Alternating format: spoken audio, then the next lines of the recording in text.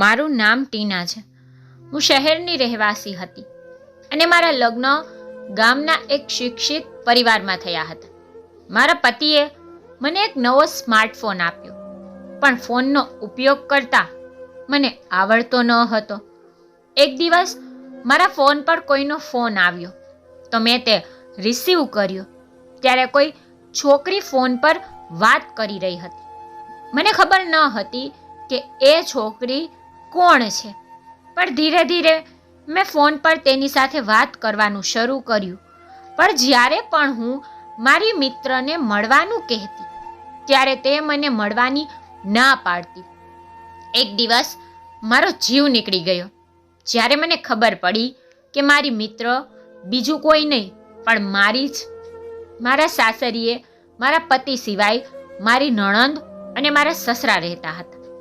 મારા પતિનું વર્તન ઘણું સારું હતું. તેની નોકરી બીજા શહેરમાં હતી, તેથી તે લગ્ન કરવા અહીં આવ્યા હતા. મારા પતિ દર મહિને 2 દિવસની રજા મળતી હતી. મારા પતિએ લગ્ન માટે 10 દિવસોની રજા લીધી હતી. હવે તેની રજાઓ પૂરી થઈ ગઈ હતી. લગ્નની પહેલી રાત્રે મારા પતિએ કહ્યું કે તારે મારા પિતા અને બહેનની ખૂબ કાળજી રાખવી પડશે. મારી બહેને હંમેશા તારી બહેનની જેમ વર્તીશ અને મારા પિતાને તારા પિતા જેમ ઇજ્જત કરીશ અને હંમેશા તેનું ધ્યાન રાખીશ, કારણ કે મારી મા આ દુનિયામાં નથી. નાનપણમાં મારી બહેનને પોતાના નાના હાથે કાચી પાકી રોટલી બનાવીને મારા પિતાનું અને મારું પેટ ભર્યું છે. તેણે અમારા બંનેનું ખૂબ ધ્યાન રાખ્યું છે, તો હવે તારે તેને આરામ આપવો પડશે. હું મારા પતિનો અર્થ ખૂબ સારી રીતે સમજી ગઈ હતી. તે ઈચ્છતા હતા કે હું ઘરના કામકાજ સંભાળું અને તેની બહેનને આરામ આપું. મારી નણંદ યુવાન હતી પણ ખૂબ સુંદર ન હતી. તે સામાન્ય દેખાવની હતી, પરંતુ તે ઘર ગૃહસ્થી સારી રીતે જાણતી હતી. મેં મારા પતિને ખાતરી આપી કે હું તેની બહેન અને તેના પિતાની ખૂબ કાળજી રાખીશ અને તેમને ક્યારેય ફરિયાદ કરવાની તક આપીશ નહીં. મારા પતિની રજા પૂરી થવામાં હતી. તેની રજાઓ પૂરી થવામાં હજુ 2 દિવસ બાકી હતા. તેથી મારા પતિ મને 2 દિવસ માટે બહાર લઈ ગયા. મારા સસરાને પણ આ બાબતે કોઈ વાંધો ન હતો. જ્યારે અમે સફરમાંથી પાછા આવ્યા ત્યારે મારા પતિએ તેમના જવા માટે પેકિંગ શરૂ કર્યું. હું મારા પતિના જવાથી ખૂબ જ દુઃખી હતી. મારા લગ્નને થોડા દિવસો જ થયા હતા અને મારા પતિ મને એકલા છોડીને જતા હતા. મારા પતિએ મને ખાતરી આપી કે તું અહીં એકલી નથી. મારી બહેનની આદત ખૂબ સારી છે. તે તને ક્યારેય કંટાળો આવવા દેશે નહીં. તે હંમેશા તારી સાથે રહેશે અને તારું ધ્યાન રાખશે. સાસરિયામાં ગમે તેટલા લોકો હોય, પરંતુ પત્ની હંમેશા તેના પતિની જ રાહ જુએ છે. બીજા દિવસે સવારે મારા પતિ નોકરી માટે બીજા શહેરમાં ગયા. હવે ઘરમાં અમે 3 જ બાકી હતા. આ ઘરમાં બધું સારું હતું, પણ એક ખૂબ જ વિચિત્ર વાત હતી. જ્યારે પણ હું મારા સસરાના ચરણ સ્પર્શ કરવા, તેમના આશીર્વાદ લેવા જતી, ત્યારે મને તેમનું વર્તન ખૂબ જ વિચિત્ર લાગતું. તેઓ મને જોઈને ખૂબ જ ખુશ થતા હતા અને ખુશ તો આમ તો બધા હતા. ગામની ઘણી સ્ત્રીઓ પણ મને મળવા આવી હતી, કારણ કે બધા કહેતા હતા કે હું આખા વિસ્તારની સૌથી સુંદર વહુ છું. કોઈના ઘરમાં પણ આવી સુંદર વહુ નથી. ગામના મોટા ભાગના લોકો ગરીબ હતા અને ગામડાના લોકો ગમે તેમ કરીને નાની નાની બાબતોમાં ખુશ થઈ જાય છે. તેથી બધી સ્ત્રીઓ મને જોઈને ખૂબ ખુશ થઈ અને મારા પતિના નસીબ પર ગર્વ અનુભવતી. મારી પાસે હજી મોબાઈલ ન હતો. હું મારા પતિને ખૂબ પ્રેમ કરતી હતી, પણ મારા સસરા પાસે ફોન હતો. મારા પતિ તેમના પિતાના નંબર પર ફોન કરીને મારી સાથે વાત કરતા હતા. હું બહુ ભણેલી હતી અને ઘરના બધા કામ કર્યા પછી ફ્રી રહેતી અને આખો દિવસ ઘરમાં કંટાળી જતી. મારી નણંદ પણ થોડી વાર મારી સાથે વાતો કરતી અને પછી તેના રૂમમાં ચાલી જતી આ લોકો મોટે ભાગે સાદા લોકો હતા. મારા ઘરે આવ્યા પછી મારા સસરા બહુ ખુશ હતા, પણ એમને બહુ ખુશ જોઈ મને થતું કે કંઈક ખોટું છે. ક્યારેય તે મારા માટે બજારમાંથી પકોડા લાવતા તો ક્યારેક તે સમોસા લાવતા અને મારા હાથમાં થેલી મૂકતા. જ્યારે હું મારી નણંદને ખાવા માટે બોલાવતી ત્યારે તેઓ ના પાડતા. તે કહેતા કે વહુ, હું તમારા માટે લાવ્યો છું, દીકરીને ન બોલાવો. મને તેમની આ વાત ખૂબ જ વિચિત્ર લાગતી, પણ મારામાં તેને આટલું પૂછવાની હિંમત ન હતી, કારણ કે હું ઈચ્છતી ન હતી કે મારા સસરાને કંઈ પણ ખરાબ લાગે. હું તેને ચૂપચાપ મારા રૂમમાં લઈ જતી અને ખાઈ જતી, અને જે કંઈ બચતું હતું તે ચૂપચાપ મારી નણંદને આપતી. અને મારી નણંદ પણ મને કોઈ પ્રશ્ન પૂછતી ન હતી કે તમને આ કોણે આપ્યું. તે ખૂબ જ સરળ પ્રકારની છોકરી હતી. તે તેના રૂમમાંથી કોઈ કામ માટે જ બહાર આવતી હતી, બાકી પછી તેના રૂમમાં જતી રહેતી. મેં સાંભળ્યું હતું કે તે ઘણું ભણેલી છે, તેથી તે કોમ્પ્યુટર પર કંઈક ને કંઈક કરતી રહે છે. પહેલાં તેણે ઘરની બધી જવાબદારી ઉપાડી લીધી હતી, પણ જ્યારથી હું આવી હતી તેને ઘરના કોઈ પણ કામને સ્પર્શ કર્યો ન હતો. અને મને પણ શું પડી હતી? હું તો મારા સસરાના સારા વર્તનથી ખુશ હતી. મેં વિચાર્યું કે હું હંમેશા મારી નણંદ અને સસરાની ખૂબ કાળજી રાખીશ, કારણ કે મારા પતિએ મને કહ્યું હતું અને હું મારી જવાબદારી સારી રીતે નિભાવી રહી હતી. સવારે ઉઠતાની સાથે જ હું મારા સસરાને પૂછતી કે તમારે નાસ્તામાં શું ખાવાનું છે, તો તે આનાથી ખૂબ ખુશ થઈ જતા. જ્યારે પણ હું તેને પૂછતી ત્યારે મારા સસરા મને તેનો મનપસંદ નાસ્તો કહેતા અને હું તેની પસંદગી મુજબ નાસ્તો તૈયાર કરીને પછી તેને આપતી. મારા સસરા દિવસ દરમિયાન મારી પાસેથી ઘણી વાનગીઓની માંગણી કરતા હતા અને હું દરેક વખતે તેની સલાહ સ્વીકારતી. તેથી તે દિવસે ને દિવસે મારાથી ખુશ થવા લાગ્યા. મારા પતિને ગયાને 1 મહિનો થવા આવ્યો હતો. હવે તેના આવવાનો સમય થઈ ગયો હતો. આ વખતે જ્યારે મારા પતિ ઘરે આવ્યા ત્યારે તેઓ મારા માટે સરપ્રાઈઝ લઈને આવ્યા. તેણે આવતાની સાથે જ મને ભેટ આપી. ગિફ્ટ જોઈને હું ખૂબ જ ખુશ થઈ. મેં ગિફ્ટ ખોલતી તો તેની અંદર એક સ્માર્ટફોન હતો. મારા પતિએ કહ્યું કે તને મારી સાથે વાત કરવામાં તકલીફ પડતી હતી ને, એટલા માટે હું તારા માટે મોબાઈલ લાવ્યો છું. મને લાગ્યું કે તે સારું છે. હવે મને સસરા પાસે તેનો ફોન નહીં માંગવો પડે. 2 દિવસ આમ જ પતિ સાથે સુખેથી પસાર થયા. હું ઘરના બધા કામ પૂરા દિલથી કરતી, તેથી મને મારા મોબાઈલને ટચ કરવાનો સમય પણ ન મળતો. શરૂઆતના દિવસોમાં હું ફ્રી હતી ત્યારે મારા સસરા મને દિવસ દરમિયાન અમુક કામ કરાવતા રહેતા, તેથી જ હું ખૂબ જ વ્યસ્ત રહેતી. મારો મોબાઈલ એક તરફ જ પડ્યો રહેતો. મને જ્યારે પણ રાત્રે મોકો મળતો ત્યારે હું મારા પતિ સાથે ફોન પર થોડી વાર વાત કરતી. એક દિવસ હું રસોડામાં રોટલી બનાવતી ઊભી હતી. પછી અચાનક મને લાગ્યું કે કોઈ મને જોઈ રહ્યું છે અથવા કોઈ મારી પાછળ ઊભું છે. હું પાછળ વળી. મેં જોયું તો પાછળ કોઈ ન હતું. મેં વિચાર્યું કે કદાચ તે મારો ભ્રમ હશે. એ પછી હું રોટલી બનાવવામાં વ્યસ્ત થઈ ગઈ. 2-3 દિવસ આમ જ વીતી ગયા. પછી એક દિવસ હું કપડાં લેવા ટેરેસ પર ગઈ ત્યારે ફરી મને લાગ્યું કે જાણે મારા સિવાય ટેરેસ પર બીજું કોઈ હોય. જ્યારે માત્ર ટેરેસ પર જ નહીં પરંતુ આખા ઘરમાં કોઈ હાજર ન હતું. મારી નણંદ તેના કાકાના ઘરે ગઈ હતી અને મારા સસરા ઘરની બહાર હતા. ખબર નહીં મારી સાથે આ બધું શું થઈ રહ્યું હતું. મેં વિચાર્યું કે કદાચ મારી તબિયત સારી નથી, મારે આ બાબતો પર ધ્યાન ન આપવું જોઈએ. થોડા સમય પછી મારી નણંદ ઘરે આવી તો મેં તેને પૂછ્યું કે તમે ઘરે પાછા આવ્યા હતા? તો તેણે કહ્યું, ના ભાભી, હું હમણાં જ ઘરે આવી છું. તે કહેવા લાગી, શું થયું તમને? તમે પરેશાન દેખાઈ રહ્યા છો. મેં મારી નણંદને કહ્યું કે ક્યારેક મને એવું લાગે છે કે આ ઘરમાં કોઈ મને જોઈ રહ્યું છે, જાણે કોઈ મારા પર નજર રાખતું હોય. તો તે કહેવા લાગી, ભાભી, તમારી તબિયત સારી નથી લાગતી. આ કેવી રીતે થઈ શકે? હું પણ તમારી સાથે આ ઘરમાં રહું છું. મને ક્યારેય કોઈએ જોઈ નથી. આ સાંભળીને મારી નણંદ મારી મજાક કરવા લાગી.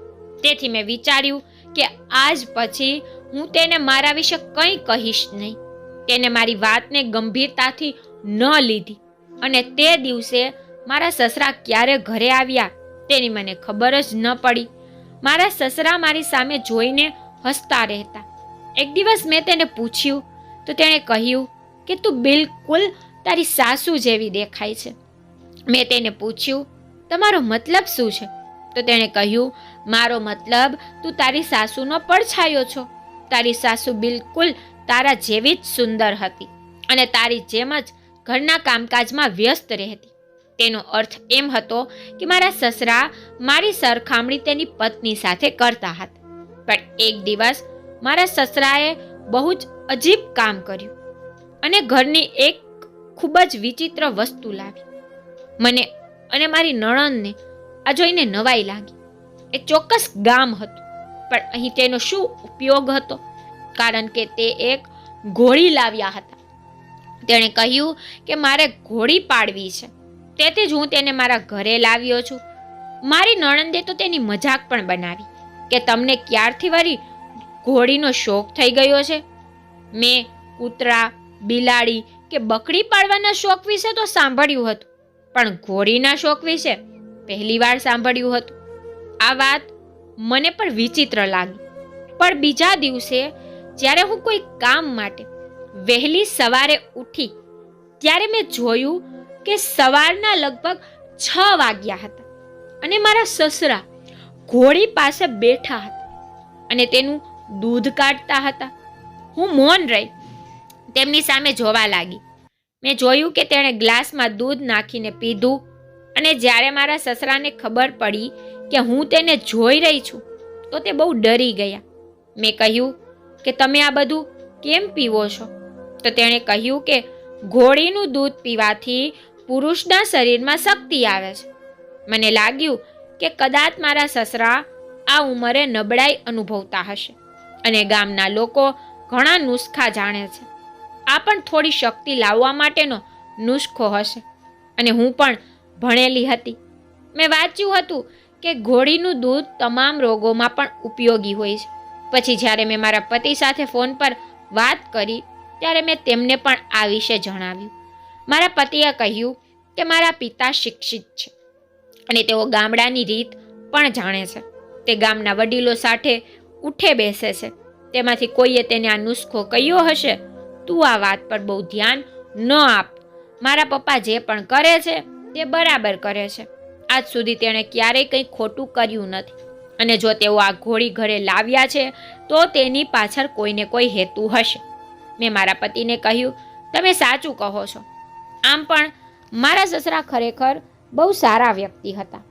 એક દિવસ હું મારી નણંદ સાથે બજારમાં ગઈ હતી. બજારમાંથી આવ્યા પછી જેવી જ હું મારા રૂમની અંદર ગઈ તો મારા રૂમની હાલત ખૂબ જ ખરાબ હતી અને એ જોઈને હું ચોંકી ગઈ. એવું લાગતું હતું કે કોઈએ મારા રૂમની તપાસ કરી હોય અને લાગ્યું કે કદાચ કોઈ મારા રૂમમાં આવ્યું હતું. મેં મારી બધી કિંમતી ચીજ વસ્તુઓ તપાસી, પણ મારા રૂમની દરેક કિંમતી ચીજ તેની જગ્યાએ હાજર હતી. બસ થોડી વસ્તુઓ આમ તેમ ફેલાયેલી હતી. હું મારા સસરા પાસે ગઈ અને તેમને પૂછ્યું કે આ બધું મારા રૂમમાં કેવી રીતે ફેલાયું છે? તમે મારા રૂમમાં ગયા હતા? તેણે કહ્યું કે હું તારા રૂમમાં નથી ગયો, પણ મેં એક બિલાડીને તારા રૂમમાં જતી જોઈ હતી.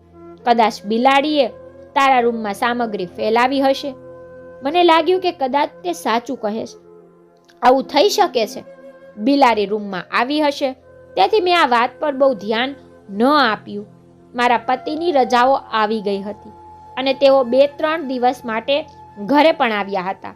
બીજા દિવસે જ્યારે મેં નાસ્તો તૈયાર કર્યો ત્યારે બધા નાસ્તાના ટેબલ પર આવીને બેઠા.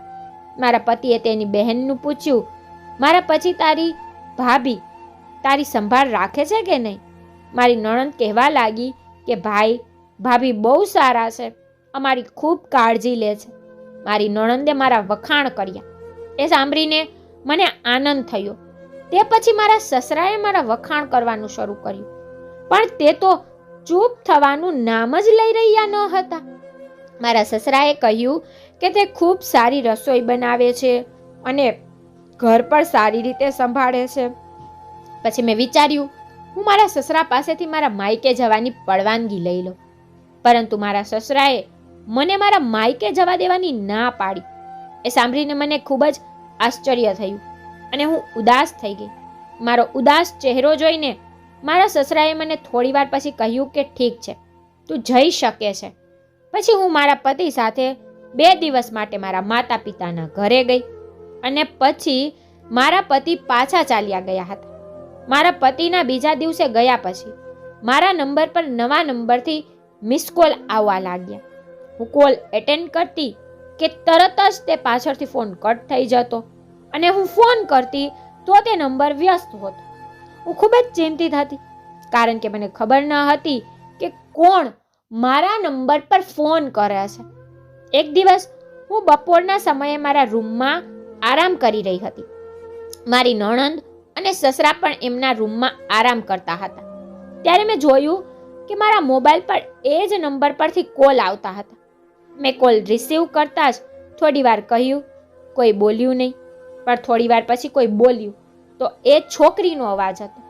તે છોકરીએ પહેલાં હેલો કહ્યું. પછી મેં પૂછ્યું, તમે કોણ છો? તો તેણે કહ્યું કે મારું નામ નમ્રતા છે. હું આ નામની કોઈ છોકરીને ઓળખતી તો ન હતી.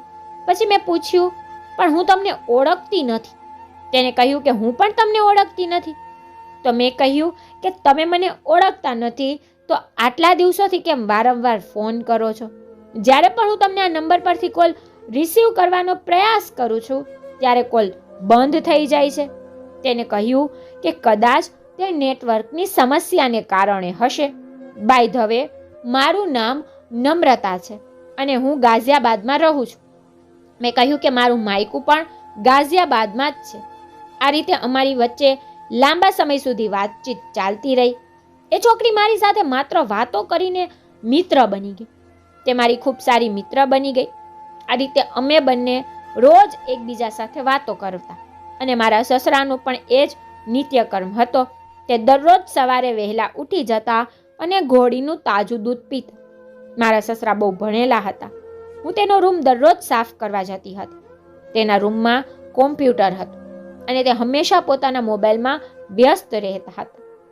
મારા સસરા કોઈ કામ કરતા ન હતા, એટલે ક્યારેક ટેરેસ પર જતા તો ક્યારેક રૂમમાં જતા અને કોમ્પ્યુટર સાથે સમય પસાર કરતા હતા. આ કોમ્પ્યુટર મારા પતિનું હતું, પણ મારા પતિ તેનો ઉપયોગ કરતા ન હતા. તેથી જ મારા સસરાએ આ કોમ્પ્યુટર તેના રૂમમાં રાખ્યું હતું. દિવસો આમ જ પસાર થતા ગયા અને દરરોજ હું મારી મિત્ર સાથે વાત કરવા લાગી. તે મને બપોરે જ ફોન કરતી અને અમે બંને એકબીજા સાથે 2-3 કલાકો વાતો કરતા. હું મારી માતા અને બહેન સાથે પણ ફોન પર વધુ વાત કરતી ન હતી. ક્યારેક જ તેની ખબર પૂછતી. મારા પતિ ઘરે આવ્યા હતા. એક દિવસ મને યાદ આવ્યું કે હું મારા માતા પિતાના ઘરેથી મારો જૂનો આલ્બમ લાવી હતી, જેના પર મારા ઘણા ફોટો હતા. મેં મારા પતિને કહ્યું કે આજે હું તમને મારા બાળપણના ફોટા બતાવીશ. મેં તે આલ્બમ અલમારીમાં રાખ્યો હતો. પછી હું લાંબા સમય સુધી તે શોધતી રહી, પણ મને મારું આલ્બમ મળ્યું નહીં. એ પછી મેં આખા રૂમની પણ તલાશી લીધી હતી, પરંતુ મને મારું આલ્બમ ક્યાંય મળ્યું નહીં. ગયા મહિને જ હું મારા માતા પિતાના ઘરે ગઈ હતી અને મારું જૂનું આલ્બમ લઈને આવી હતી. મારા પતિએ પૂછ્યું, તું શું શોધી રહી છો? જ્યારે મેં તેને આ કહ્યું ત્યારે તેણે કહ્યું કે તું અહીં તે આલ્બમ નહીં લાવી હોય. મેં કહ્યું, આ ન થઈ શકે. મને આલ્બમ સારી રીતે યાદ છે. હું અહીં જ લાવી હતી જેથી હું તમને મારા ફોટા બતાવી શકું, પણ મને ખબર નથી કે મારું આલ્બમ ક્યાં ગયું છે. મારા પતિએ કહ્યું કે કદાચ તે રસ્તામાં ક્યાંક આલ્બમ છોડી દીધું હશે અથવા ભૂલથી તારા હાથમાંથી પડી ગયું હશે. મારો ચિંતિત ચહેરો જોઈને તેણે કહ્યું, આટલી ચિંતા ન કર. આ બહુ કિંમતી વસ્તુ નથી. તે માત્ર એક આલ્બમ છે. એમાં શું મોટી વાત છે? તું આપણા લગ્નનું આલ્બમ જોઈ લે. પણ હું વિચારોમાં ખોવાઈ ગઈ હતી અને મને બરાબર યાદ પણ હતું કે હું આલ્બમ લઈને ઘરે આવી હતી અને હવે આલ્બમ આખા રૂમમાં ન હોવાથી મેં તેના પર ધ્યાન આપવાનું બંધ કરી દીધું. થોડા દિવસો પછી જ્યારે હું મારા સસરાના રૂમની સફાઈ કરવા ગઈ તો ત્યાં કંઈક વસ્તુ જોઈ. મને આશ્ચર્ય થયું. તે કોઈ વસ્તુ નહીં પણ મારું આલ્બમ હતી અને આ એ જ ફોટા આલ્બમમાં હતા જેને હું ઘણા સમયથી શોધી રહી હતી. આ તમામ ફોટામાં હું ખૂબ જ સુંદર લાગી રહી હતી. મેં મારું આલ્બમ ત્યાં પાછું મૂક્યું અને વિચારવા લાગી કે મારા સસરાએ મારું આલ્બમ તેમની પાસે કેમ રાખ્યું છે. અને પછી હું મારા રૂમમાં ચાલી ગઈ. આ દિવસોમાં ગામના એક ભણેલા છોકરાનો સંબંધ મારી નણંદ માટે આવ્યો હતો અને મારું ધ્યાન તેના સંબંધ તરફ ચાલ્યું ગયું હતું. હું આ દિવસોમાં ખૂબ જ વ્યસ્ત થઈ ગઈ હતી અને મને બિલકુલ સમય મળતો ન હતો. શોપિંગમાં વ્યસ્ત હોવાથી નમ્રતા સાથે કોઈ વાતચીત થઈ ન હતી. મારા પતિ ઘરે આવ્યા હતા કારણ કે તેની બહેનની સગાઈ થવાની હતી. મારી નણંદના સગાઈના દિવસે હું કપડાં પહેરીને ડ્રેસિંગ રૂમની સામે બેસીને મેકઅપ કરી રહી હતી. પછી મને લાગ્યું કે રૂમના દરવાજે કોઈ ઊભું છે. મેં દરવાજા તરફ નજર કરી પણ ત્યાં કોઈ ન હતું. છતાં પણ હું પોતાને સંતોષવા દરવાજા તરફ દોડી. હું દરવાજે પહોંચી તો મારી નણંદ તૈયાર થઈ અને બતાવવા આવવા લાગી કે હું કેવી લાગી રહી છું. મેં કહ્યું, તું ખૂબ જ સુંદર લાગે છે. મેં કહ્યું, શું તમે દરવાજે ઊભા રહી મને જોઈ રહ્યા હતા? તેને કહ્યું, ભાભી, હું હજુ આવી જ છું પણ તમે મને થોડા ચિંતિત લાગો છો. પણ મેં તેને કશું કહ્યું નહીં અને ચૂપ રહી. મારી નણંદના લગ્નને હજુ ઘણો સમય બાકી હતો. અમે ફક્ત તેની સગાઈ કરાવી હતી. સગાઈના દિવસે ઘરના દરેક લોકો ખૂબ ખુશ હતા. અમે અમારા ફેમિલી ફોટો લઈ રહ્યા હતા ત્યારે અચાનક મારા સસરા આવીને મારી બાજુમાં ઊભા રહી. મારા પતિ મારી બીજી સાઈડ પર ઊભા હતા અને મારા સસરા મારી બીજી સાઈડ પર ઊભા હતા. મને લાગ્યું કે કોઈએ મારી કમર પર હાથ મૂક્યો છે. જ્યારે મારા પતિનો હાથ તો મારા ખંભા પર હતો. મેં મારા સસરા તરફ જોયું તો તેઓ આગળ વધી ગયા અને મારા પતિએ કેમેરા તરફ મારું ધ્યાન રાખવા કહ્યું. તે દિવસે મારે સાથે આવી ઘણી ઘટનાઓ બની જેના કારણે મને મારા સસરા પ્રત્યે શંકાઓ ઊભી થવા લાગી હતી. પણ તે મારા પિતા જેવા હતા. તેના પર શંકા કરવી એ મારા માટે મોટું પાપ હતું કારણ કે અત્યાર સુધી મને મારા સસરા પર ફક્ત શક હતો. મેં મારી આંખે એમને એવું ખોટું કરતા જોયા ન હતા. મારી નણંદની સગાઈ સારી રીતે થઈ ગઈ. મારા પતિ ચાલ્યા ગયા હતા. થોડા દિવસો પછી સગાઈનું આલ્બમ તૈયાર થઈને આવ્યું તો સૌથી પહેલાં મારા સસરા બેઠા અને તેને ખુશીથી જોવા લાગ્યા અને પછી તેના રૂમમાં લઈ ગયા. થોડા સમય પછી તેણે મને આલ્બમ આપ્યો. આ દિવસોમાં મારા ફોનમાં નમ્રતાના ઘણા મિસકોલ આવ્યા હતા. સગાઈના કારણે હું ખૂબ જ વ્યસ્ત હતી. પછી મેં તેને ફોન કર્યો અને સોરી કહ્યું કે હું મારી નણંદની સગાઈમાં વ્યસ્ત હતી તેથી હું તેની સાથે વાત કરી શકી નહીં અને પછી અમે લાંબા સમય સુધી એકબીજા સાથે વાત કરતા રહ્યા. મને નમ્રતા સાથે વાત કરતી વખતે ક્યારેક એવું લાગતું કે તે કોઈ અજાણી વ્યક્તિ નથી પણ મારી નજીકની વ્યક્તિ. અમારી વાતચીત દરમિયાન તે આ રીતે ઘણી વાતો કહેતી હતી જેમ કે તે મને સારી રીતે જાણે છે અને મારા વિશે ઘણી બધી બાબતો પણ જાણે છે. પણ દર વખતે મને લાગતું કે જેની સાથે આપણે આટલી બધી વાતો કરીએ છીએ તેને આપણે આપણા વિશે ઘણું કહી દઈએ છીએ. તેથી મારા સિવાય નમ્રતાને મારા વિશે બીજું કોણ કહી શકે? હું નમ્રતાને મારી નણંદના લગ્નમાં આમંત્રિત કરવા માંગતી હતી પણ મેં વિચાર્યું કે ઘણા મહેમાનો હોવાથી મારી તેની સાથે વધુ વાત નહીં થાય. મેં મારા પતિને નમ્રતા વિશે કહ્યું ત્યારે મારા પતિએ કહ્યું, આવા કોઈ અજાણ્યા વ્યક્તિને તમારો મિત્ર ન બનાવવો જોઈએ. સૌથી પહેલાં તેના વિશે તમામ માહિતી મેળવવી જોઈએ. પણ મેં એમને કહ્યું કે મને નમ્રતાના શબ્દોમાં એક વિચિત્ર આત્મવિશ્વાસ દેખાય છે તે ખૂબ સરસ છે. તેને મને પોતાના રાજ વિશે પણ કહ્યું છે. તે મારા પર વિશ્વાસ કરે છે તેથી જ તેણે મને તેનું રહસ્ય કહ્યું.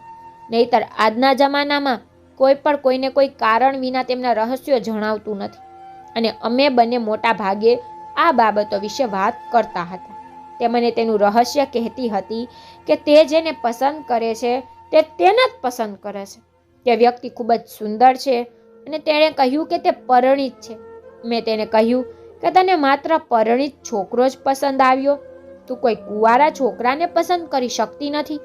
પછી તેણે કહ્યું કે મને જે પસંદ છે તે સુંદર છે. તેણે કહ્યું હતું કે મારા મોબાઈલમાં તેના ઘણા ફોટા છે. હું દિવસ રાત તેના ફોટા જોતી રહું છું. હું તેનો ફોટો પણ લઈ લઉં છું અને તેને ખ્યાલ પણ નથી આવતો. તે છોકરી જેને પ્રેમ કરતી હતી ખરેખર તેના માટે તે પાગલ હતી. હું ભગવાનને પ્રાર્થના કરતી હતી કે નમ્રતા જે વ્યક્તિને ઈચ્છે છે તેને તે મળે. મને ખરેખર નમ્રતા ખૂબ પસંદ હતી અને હું તેને મળવા માંગતી હતી. મેં વિચાર્યું હતું કે આ વખતે જ્યારે મારા પતિ ઘરે આવશે ત્યારે હું નમ્રતાને મારા ઘરે ડિનર માટે બોલાવીશ. તે મને મળવા ચોક્કસ મારા ગામ આવશે અને ક્યારેક ના પાડશે નહીં. આ વખતે મેં નક્કી કર્યું હતું કે હું તેને મળીને જ રહીશ. મેં પણ અમારી વાતચીત દરમિયાન નમ્રતાને કહ્યું હતું કે હું તને મળવા માંગુ છું. શું તું મારા ઘરે આવી શકે છે? મારી વાત સાંભળીને નમ્રતા થોડીવાર મૌન થઈ ગઈ અને થોડીવાર પછી તેણે જવાબ આપ્યો કે અત્યારે તેની તબિયત સારી નથી. પણ મેં તેને કહ્યું કે હું તને મળવા અત્યારે ક્યાં બોલાવું છું. જ્યારે મારા પતિ રજાઓ માટે ઘરે આવશે ત્યારે હું તને આમંત્રણ આપીશ.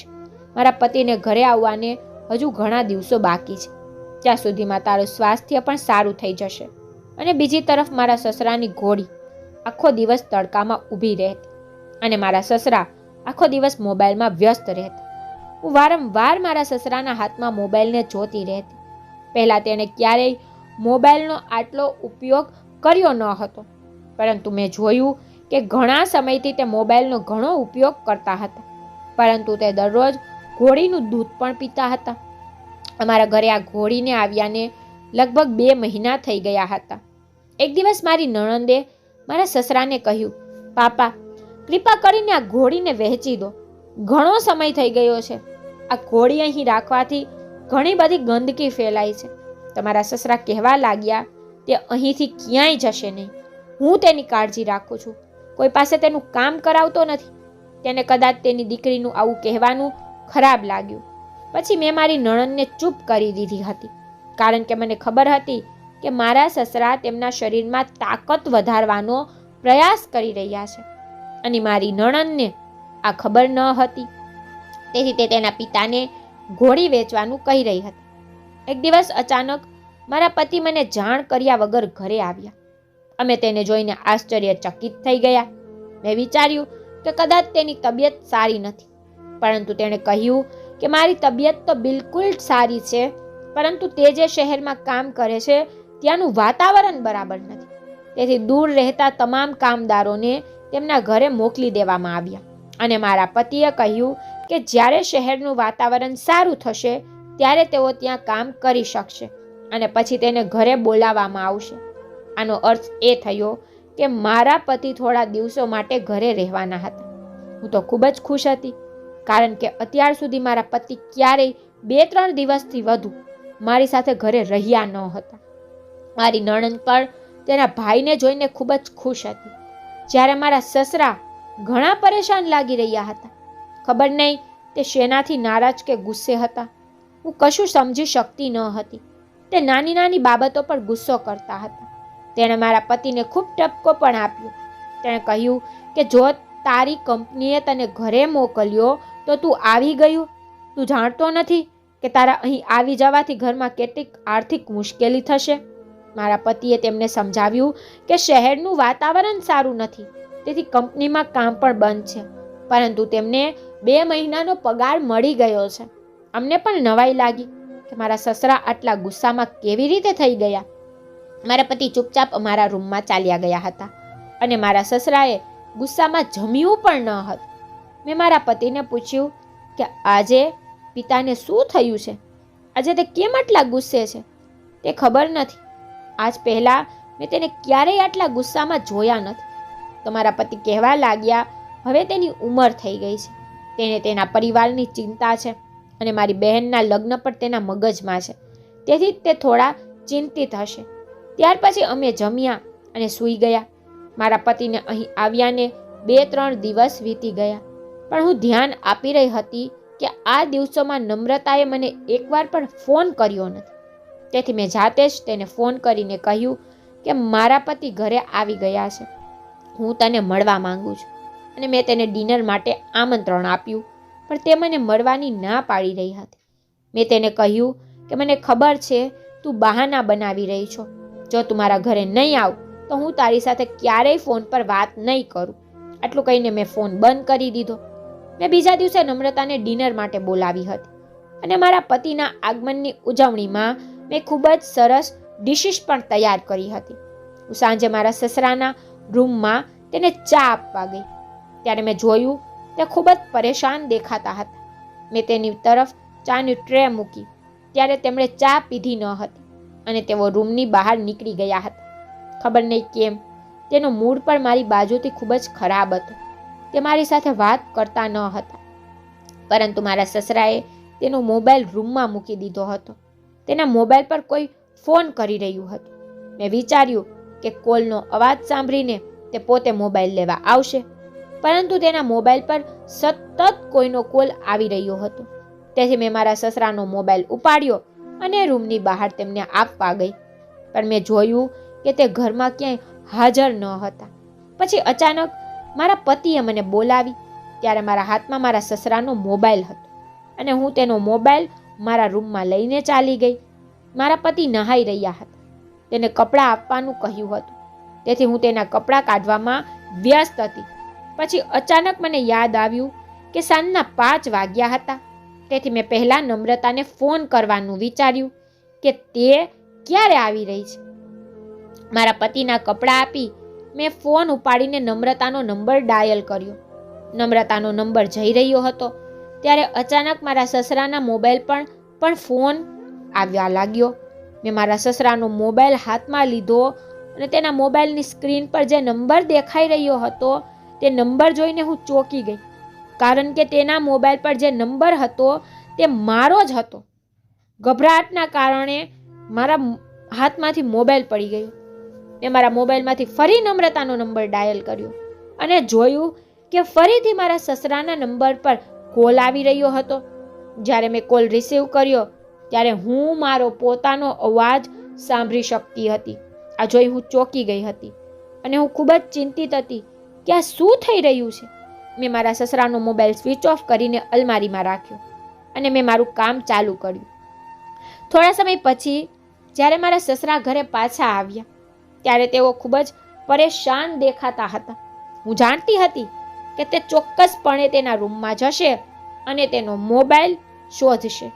મારી વિચારસરણી મુજબ જાણે તેનું કંઈક ખોવાઈ ગયું હોય તેમ તે પોતાનો રૂમ શોધી રહ્યા હતા. નહાઈને મારા પતિ તૈયાર થઈ અને તેમના મિત્રો પાસે ગયા. હવે મારી પાસે સારી તક હતી, તેથી મેં મારા સસરાના મોબાઈલ ફોનની સ્વિચ ઓન કરી અને તેનો મોબાઈલ ફોનમાં તલાશી લેવા લાગી. પણ હું એ જોઈને ચોંકી ગઈ કે તેના મોબાઈલમાં મારા ઘણા ફોટો અને મારા નાના નાના વિડીયો હતા, જે મારા ઘરના દરેક કામની હિલચાલ પર બનાવેલા હતા. જેમ કે હું સામાન્ય ઘરનું કામ કરતી હતી.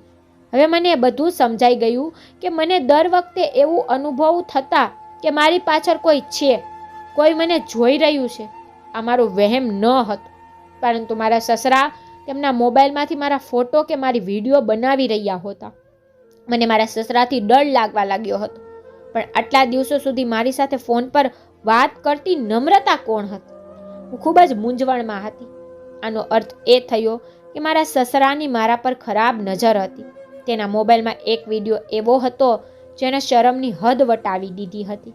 તેના મોબાઈલમાં મારી સાડી પહેરવાનો વિડીયો હતો અને આલ્બમમાં મારા રૂમમાંથી ગાયબ થયો હતો. મતલબ કે મારા સસરાએ જ તેને મારા રૂમમાંથી લઈને પોતાની પાસે રાખ્યો હતો. હવે હું આ બધું સહન કરી શકતી ન હતી. મેં મારા પતિને ફોન કર્યો અને તેને ઘરે બોલાવ્યા અને બધું કહ્યું. આ સાંભળીને મારા પતિએ પહેલાં તો મારા મોઢા પર થપ્પડ મારી અને કહ્યું કે તું મારા પિતા પર આરોપ લગાવે છે. આ બાબતે મારી નણંદ પણ મને ખરાબ કહેવા લાગી. હું જાણતી હતી કે મેં જે કહ્યું તે કોઈ માનશે નહીં, તેથી મેં મારા સસરાનો મોબાઈલ મારા પતિના હાથમાં આપ્યો અને તેને જોઈને જણાવવા કહ્યું કે તે મોબાઈલ કોનો છે.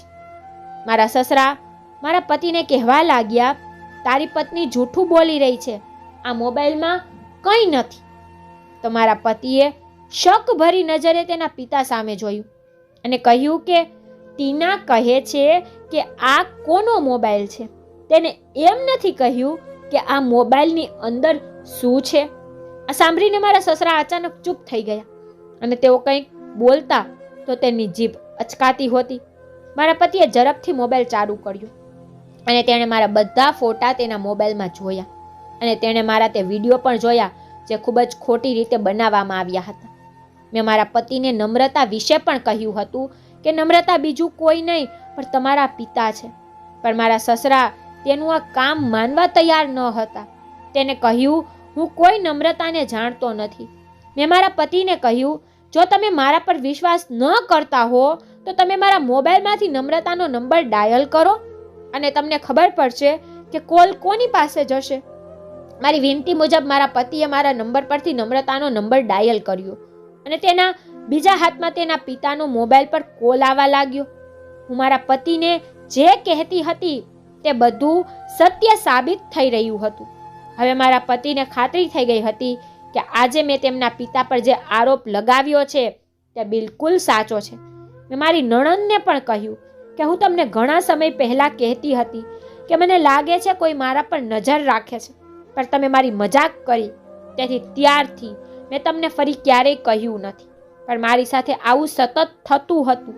મને લાગ્યું કે મારી પાસે કોઈ છે, પરંતુ જ્યારે મેં ધ્યાનથી જોયું તો મારી પાસે કોઈ ન હોતું. અને પછી મારા રૂમમાંથી મારું આલ્બમ ગાયબ હતું. થોડા દિવસો પછી હું પિતાનો રૂમ સાફ કરવા ગઈ તો મેં તેના રૂમમાં મારું તે આલ્બમ જોયું. ઘરમાં સંપૂર્ણ મૌન હતું. મારા પતિની આંખોમાં ઘણો ગુસ્સો હતો અને તે તેના પિતાની સામે જઈને ઊભા હતા. તેણે તેના પિતાનો હાથ ઉપાડ્યો અને તેના માથા પર મૂક્યો અને કહ્યું, ટીના જે કહે છે તે મારી કસમ ખાઈ અને કહો કે તે સાચું છે કે ખોટું. મારા સસરાના ચહેરા પર પરસેવો આવવા લાગ્યો કારણ કે તેઓ ખરાબ રીતે ફસાઈ ગયા હતા. થોડા સમય પછી મારા સસરાએ તેમના હાથ નીચા કર્યા અને મારા પતિની સામે માફી માંગવા લાગ્યા. કહેવા લાગ્યા, મને માફ કર દીકરા, વહુની વાત સાચી છે. આ મોબાઈલ મારો છે અને નમ્રતા પણ હું જ છું. છોકરી બનીને તેની સાથે વાત કરતો હતો. તારી પત્ની આ ઘરમાં આવી તે દિવસથી મને તે પસંદ આવવા લાગી અને હંમેશા હું તેની નજીક જવા માંગતો હતો. તારી પત્ની ગમે તે કામ કરે હું તેના ફોટા પાડતો અને જ્યારે હું એકલો હોઉં ત્યારે તેના ફોટા અને વિડીયો જોઈને ખુશ થતો. ટીના ખૂબ જ સુંદર છે અને હું તેની સુંદરતામાં ખોવાઈ ગયો હતો. તું હંમેશા બીજા શહેરમાં રહેતો હતો, તેથી જ હું તેને મારી તરફ લઈ જવા માંગતો હતો અને તારી પત્નીને તારી પાસેથી છીનવી લેવા માંગતો હતો. તેથી મેં છોકરીનો ઢોંગ કરીને ટીના સાથે ફોન પર વાત કરવાનો પ્લાન બનાવ્યો હતો અને હું ટીના સાથે ફોન પર નમ્રતા બની વાત કરતો હતો. મારી અંદર આ જૂનું ટેલેન્ટ છે. હું મારા યુવાનીના દિવસોમાં છોકરીની જેમ અવાજ કાઢતો હતો, પણ હવે વૃદ્ધાવસ્થામાં મારા મોંમાંથી છોકરીનો અવાજ સ્પષ્ટ રીતે નીકળતો ન હતો. તેથી જ હું ઘોડી લાવ્યો હતો. ઘોડીનું દૂધ પીવાથી ગળાનો અવાજ ઠીક થઈ જાય છે. હું તે જ હતો જેણે તારી પત્નીનું આલ્બમ તેના રૂમમાંથી ચોરી લીધું હતું કારણ કે મને તે પસંદ હતી. મારા મોબાઈલના વોલપેપરમાં પણ તેનો ફોટો છે. મારાથી મોટી ભૂલ થઈ દીકરા. હું તારી પત્ની પર ગંદી નજર રાખી રહ્યો હતો. મને ખબર ન હતી કે તને આ બધું ખબર પડશે. મેં વિચાર્યું કે થોડા દિવસમાં હું મારી વહુને મારા હાથમાં લઈ લઈશ અને તેને તને છોડીને મારી સાથે લગ્ન કરવાનું કહીશ. આ સાંભળીને મારા પતિનું લોહી ઉકળી ઉઠ્યું અને હું પણ મારા સસરાને નફરત કરવા લાગી. જેમને હું આટલા સારા માણસ ગણતી હતી તે મારા પર તેની ખરાબ નજર રાખતા હતા. મને આ વાતની બિલકુલ જાણ ન હતી. મારા પતિએ કહ્યું, મને ખબર નથી કે એક બાપ સમાન સસરા તેની વહુ સાથે આવું કરી શકે છે. હવે હું ખૂબ જ શરમ અનુભવું છું. મારા પતિએ તેના પિતાને ખૂબ જ ખરાબ વાત કહી હતી અને તેણે નક્કી કર્યું હતું કે તે તેની બહેનના લગ્ન કરાવ્યા પછી તે મને તેની સાથે શહેરમાં લઈ જશે અને તે જ્યાં હોય ત્યાં જ રહી કામ કરશે અને ત્યાં ભાડાનું મકાન ખરીદશે અને મને અહીં એકલી ક્યારેય રહેવા દેશે નહીં અને તેઓ પણ ક્યારેય અહીં આવશે નહીં. મારા સસરાએ અમારી પાસેથી ઘણી માફી માંગી, પરંતુ તેઓ અમારા દિલથી ઉતરી ગયા હતા. હવે અમને તેના માટે પહેલા જેટલો આદર ન હતો. પછી મારા પતિ 1 મહિનામાં મારી નણંદના લગ્ન કરાવ્યા. તે પછી તેઓ મને શહેર લઈ ગયા. હવે હું મારા પતિ સાથે શહેરમાં રહું છું અને મારા સસરા ગામમાં રહે છે. અમારી સાથે તેની પુત્રીએ પણ તેની સાથેના તમામ સંબંધો તોડી નાખ્યા હતા. હું મારા પતિ સાથે શહેરમાં ખુશીથી રહું છું, પણ ક્યારેક હું મારા પતિને સમજાવું છું કે તે જેવા છે પણ તે તમારા પિતા છે. તેથી મારા કહેવા પ્રમાણે મારા પતિ તેના પિતાને ખર્ચ માટે પૈસા મોકલે છે. તમને જો મારી સ્ટોરી પસંદ આવી હોય તો લાઈક શેર સબસ્ક્રાઈબ જરૂરથી કરજો અને તમને મારી સ્ટોરી કેવી લાગે છે તે મને કમેન્ટમાં જરૂરથી કહેજો. Thank you.